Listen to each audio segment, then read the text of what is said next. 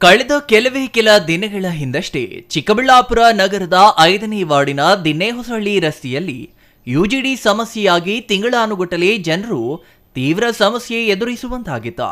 ಆದರೆ ಇದೀಗ ಅದೇ ವಾರ್ಡಿನ ಪೊಲೀಸ್ ವಸತಿ ಗೃಹಗಳಲ್ಲಿ ಸಮಸ್ಯೆ ಎದುರಾಗಿದ್ದು, ಕಳೆದ 2 ತಿಂಗಳಿನಿಂದ ಸಕ್ಕಿಂಗ್ ಮಷೀನ್ ಬಂದು ಎಷ್ಟೇ ಪ್ರಯತ್ನ ಪಟ್ಟರೂ ಅದನ್ನ ಪರಿಹರಿಸಲಾಗದೆ ಕೈಚೆಲ್ಲುವ ಸ್ಥಿತಿ ನಿರ್ಮಾಣವಾಗಿತ್ತು.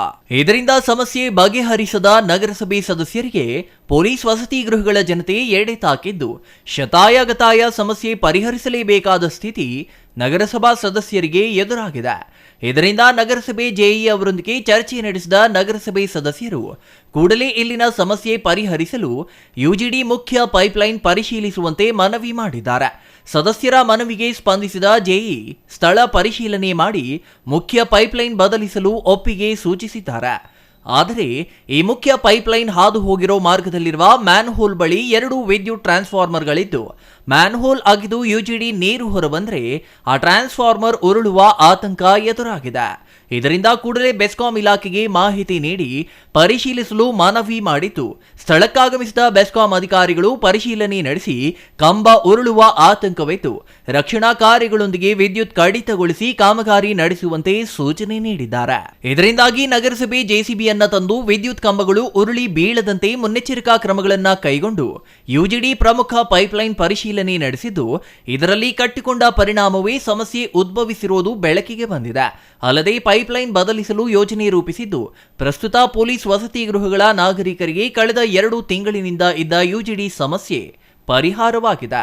ಒಟ್ಟಿನಲ್ಲಿ ಯುಜಿಡಿ ಸಮಸ್ಯೆ ಎಂಬುದು ಚಿಕ್ಕಬಳ್ಳಾಪುರ ನಗರದಲ್ಲಿ ಸಾರ್ವತ್ರಿಕ ಸಮಸ್ಯೆಯಾಗಿ ಪರಿಣಮಿಸಿದ್ದು, ಇದಕ್ಕೆ ಶಾಶ್ವತ ಪರಿಹಾರ ಕಂಡುಕೊಳ್ಳಬೇಕಿದ್ದ ಜನಪ್ರತಿನಿಧಿಗಳು ಕೇವಲ ಪ್ರಚಾರಕ್ಕೆ ಮಾತ್ರ ಸೀಮಿತವಾಗಿರುವ ಕಾರಣ ನಗರದಲ್ಲಿರುವ ಸಮಸ್ಯೆಗಳು ಸಮಸ್ಯೆಗಳಾಗಿಯೇ ಉಳಿದಿವೆ ಎನ್ನುತ್ತಿದ್ದಾರೆ ಪ್ರಜ್ಞಾವಂತ ನಾಗರಿಕರ.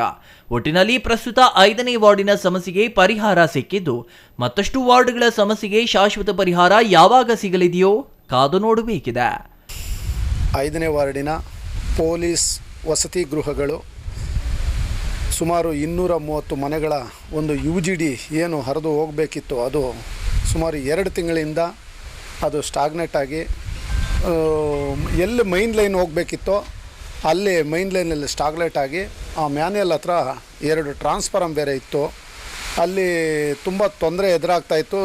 ಯಾವಾಗಲೂ ದಿನ ಸಮಸ್ಯೆ ಬಗ್ಗೆ ಹೇಳ್ತಾ ಇದ್ವಿ ನಗರಸಭೆಯಲ್ಲಿ. ಒಂದು 2-3 ಸಾರಿ ಹೇಳಿದಾಗ 2-3 ಸಾರಿ ವೆಹಿಕಲ್ಗಳು ಬಂತು. ಅದೇ ರೀತಿ ಅದನ್ನು ಜೆಟ್ಟಿಂಗ್ ಹೊಡೆದು ಪ್ರಯತ್ನ ಮಾಡಿದ್ರು ಅಧಿಕಾರಿಗಳು. ಪಾಪ ಅಧಿಕಾರಿಗಳು ಅವರ ಸಿಬ್ಬಂದಿ ವರ್ಗದವರೆಲ್ಲ ಬಂದು ಅದರ ಸಮಸ್ಯೆ ಬಗೆಹರಿಲಿಲ್ಲ. ಆದ್ದರಿಂದ ನಾನು ಪೌರಾಯುಕ್ತರ ಗಮನಕ್ಕೆ ತಂದೆ. ಇಲ್ಲ, ಇದು ತುಂಬ ತೊಂದರೆ ಆಗ್ತಾಯಿದೆ, ನನಗೆ ವಾರ್ಡಿನ ಜನ ನನಗೆ ಪದೇ ಹೇಳ್ತಾ ಇರೋದ್ರಿಂದ ತಾವು ಯಾರನ್ನಾದರೂ ಒಳ್ಳೆ ಗುತ್ತಿಗೆದಾರನ ಕಳಿಸಿ ಏನದು ಪೈಪು ಹೊಸ ಚೇಂಜ್ ಮಾಡಬೇಕಾ, ಇಲ್ಲ ಅದನ್ನೇ ರೆಡಿ ಮಾಡೋಕ್ಕಾಗುತ್ತಾ ಒಂದು ಸಾರಿ ನೋಡಿ ಅಂತೇಳಿ ಜೆಇ ಅವ್ರಿಗೆ ಹೇಳಿದಾಗ, ಸರಿ ಅವರು ಬಂದು ಒಂದು ನಮ್ಮ ಗುತ್ತಿಗೆದಾರ ಪ್ರಕಾಶ್ ಅವ್ರನ್ನ ಕರ್ಕೊಂಡು ಬಂದು ತೋರಿಸಿದಾಗ ಅವರು ಇಲ್ಲ ಅಗದು ಚೆಕ್ ಮಾಡ್ತೀನಿ ಅಂತೇಳಿ 3 ದಿನದಿಂದ ಅಗದು ಒಂದು 8 ಅಡಿ ಡೀಪು ಅಗದಿದ್ದಾರೆ.